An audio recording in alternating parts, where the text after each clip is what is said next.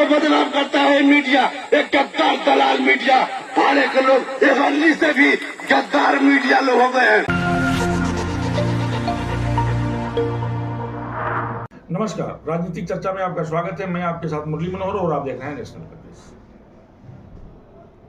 राजनीतिक चर्चा में आज हम चर्चा करेंगे, सदन के अंदर समाजवादी पार्टी के सांसद रामलाल सुमन ने महापुरुषों को लेकर के एक विवादित बयान दिया।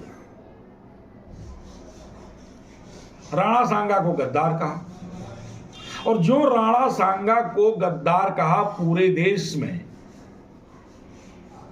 विरोध प्रदर्शन शुरू हो गया। राणा सांगा हमारे देश के कर्णधार रहे हैं, महापुरुष हैं, देश के लिए बड़ी कुर्बानियां दी हैं, देश की एकता अखंडता को कायम रखने के लिए पूरा प्रयास किया है। ऐसे में राणा सांगा को सदन के अंदर गद्दार कह करके रामलाल सुमन ने एक नई समस्या मोल ले लिया। धरना प्रदर्शन शुरू हो गया। करणी सेना सबसे पहले आगे आ गई और करणी सेना ने इसका जोरदार तरीके से विरोध करना शुरू कर दिया। करणी सेना ने भी हिंसक प्रदर्शन किया। करणी सेना रामलाल सुमन के आगरा स्थित आवास पर बुलडोजर लेकर के जाने का प्रयास किया। वहां तोड़फोड़ किया गया, नारेबाजी की गई और यह कहा गया कि रामलाल सुमन जो है माफी मांगे। यहां तक तो ठीक था।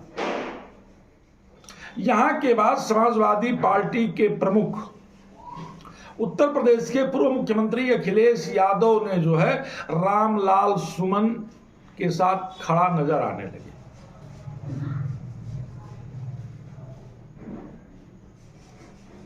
स्थितियां भयानक होने लगी।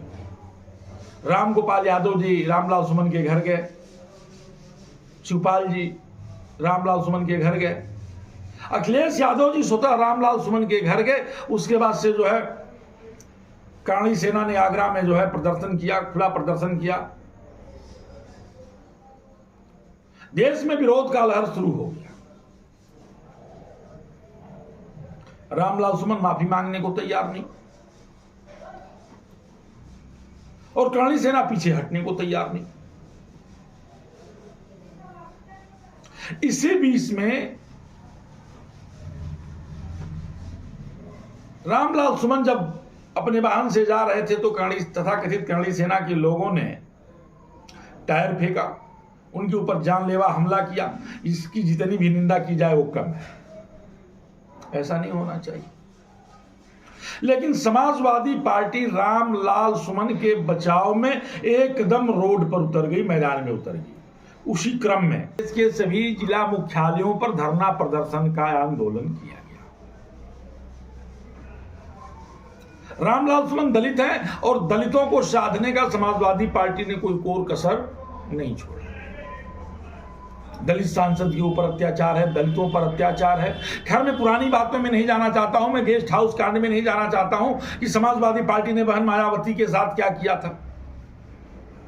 इसी क्रम में उत्तर प्रदेश के मऊ जनपद के कलेक्टेड में समाजवादी पार्टी के द्वारा आयोजित धरना प्रदर्शन, जो कि रामलाल सुमन के पक्ष में था, समाजवादी पार्टी के नेताओं ने जम करके गाली देना शुरू किया।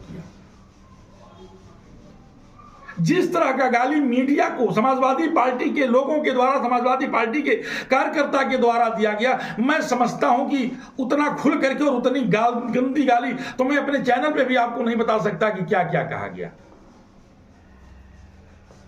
मीडिया को क्या क्या नहीं कहा गया, जिन शब्दों का प्रयोग किया गया, जिन गालियों का प्रयोग किया गया, मुझे लगता है कि लोकतंत्र में सबसे शर्मनाक है। उस तरह का गाली किसी दल के लोगों ने कभी मीडिया या किसी के लिए नहीं देते हैं, जिससे बहुत बड़ी दुश्मनी भी होती है, बहुत बड़ी कट्टरता होती है। जान लेने और जान मारने की बात आ जाती है,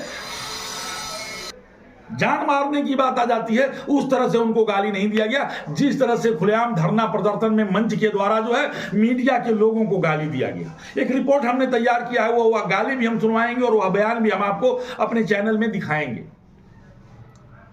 और लोग ताली भी बजा रहे हैं। समाजवादी पार्टी के कार्यकर्ता बैठ करके ताली भी बजा रहे हैं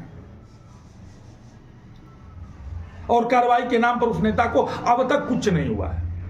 न उस नेता का निष्कासन हुआ है, न उनसे जवाब तलब हुआ है, न उनसे समाजवादी पार्टी के किसी नेता ने यह पूछने का जुर्रत किया है कि आपने मीडिया के लोगों को इस तरह से गाली क्यों दिया है, इतनी भद्दी गाली क्यों दिया है।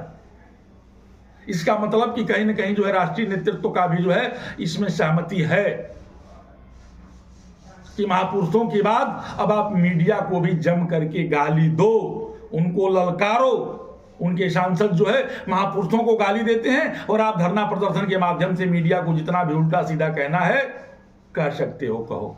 कार्रवाई के नाम पर जीरो है, अब तक जो है कुछ हुआ नहीं है। 2027 में विधानसभा का चुनाव होना है। उत्तर प्रदेश में समाजवादी पार्टी दूसरी सबसे बड़ी विपक्षी दल है, लेकिन लगातार जिस तरह से अराजकता का माहौल, भय का माहौल, गाली गलौज का माहौल प्रदेश में पैदा किया जा रहा है, मुझे नहीं लगता कि 2027 में कुछ बहुत बड़ा होने जा रहा है। विरोध के कई और बड़े साधन हो सकते हैं। आप अगर नाराज हैं तो आप विरोध कर सकते हैं। हिंदुस्तान में विरोध करने का हर आदमी आजाद है, सबका सब लोग विरोध करते हैं। सुप्रीम कोर्ट का विरोध होता है, ईडी का विरोध होता है, सीबीआई का विरोध होता है, सरकारों का भी विरोध होता है, मीडिया का भी विरोध होता है। मैं खुला न्योता देता हूं, आप विरोध कर सकते हैं, आप विरोध करिए। विरोध करने के लिए आपको मना नहीं किया गया है। मीडिया गलती करती है तो आप मीडिया का विरोध कर सकते हैं, लेकिन जिस तरह से मीडिया की को गाली दिया गया है, मुझे लगता है कि लोकतंत्र में शर्मनाक बात इससे बड़ा कुछ हो ही नहीं सकता। मीडिया का जिससे तुलना किया गया है, मुझे लगता है कि इससे बड़ा कोई शर्मनाक बात नहीं हो सकता। लगभग 24 घंटे बीतने जा रहे हैं और 24 घंटे में समाजवादी पार्टी ने अपने उस कार्यकर्ता, अपने उस नेता पर कोई कार्रवाई नहीं किया है। इससे एकदम साफ जाहिर है कि केंद्र की, प्रदेश का नेतृत्व जो है, केंद्र का नेतृत्व समाजवादी पार्टी की सहमति जताया है। निजी बयान हो सकते हैं, समाजवादी पार्टी के राष्ट्रीय अध्यक्ष का बयान आना चाहिए, जिलाध्यक्ष का बयान आना चाहिए। अब हर विरोध का आंदोलन करने के लिए स्वतंत्र है, लोकतंत्र है, और लोकतंत्र में हर व्यक्ति को विरोध का आंदोलन करने की स्वतंत्रता है। लेकिन लोकतंत्र में किसी को गाली देने की स्वतंत्रता नहीं है। आप किसी को गाली नहीं दे सकते। जिस तरह से कल कलेक्टेड मऊ में समाजवादी पार्टी के द्वारा धरना प्रदर्शन के दौरान मीडिया को अपशब्द कहा गया, घिन्नी घिन्नी गालियां दी गई, बेतुकी गालियां दी गई, यह बड़ा दुर्भाग्यपूर्ण है। जनता सब जानती है, जनता को कुछ बताना नहीं है, जनता सब कुछ एकदम समझती है, जनता समय पर माकूल जवाब देगी। रही बात मीडिया की, तो जब से देश आजाद हुआ है सबसे ज्यादा संकट जो है मीडिया के ऊपर ही आता है। बमबाजी होती है, मीडिया वो भी कवर करती है, गोलियां चल रही हैं, मीडिया वो भी कवर करती है। जब आप संकट में होते हो, मीडिया आपका पक्ष भी रखती है। जब आपको कहीं शरण नहीं मिलता है, कहीं न्याय नहीं मिलता है, तो मीडिया में ही आप आते हैं और मीडिया के लोग ही आपको जो है न्याय दिलाने का पूरा प्रयास करते हैं। उस मीडिया को जिस तरह से कल गाली दिया गया है, मुझे लगता है कि सबसे निंदनीय और घृणित कार्य है। राजनीतिक चर्चा में आज इतना ही। धन्यवाद।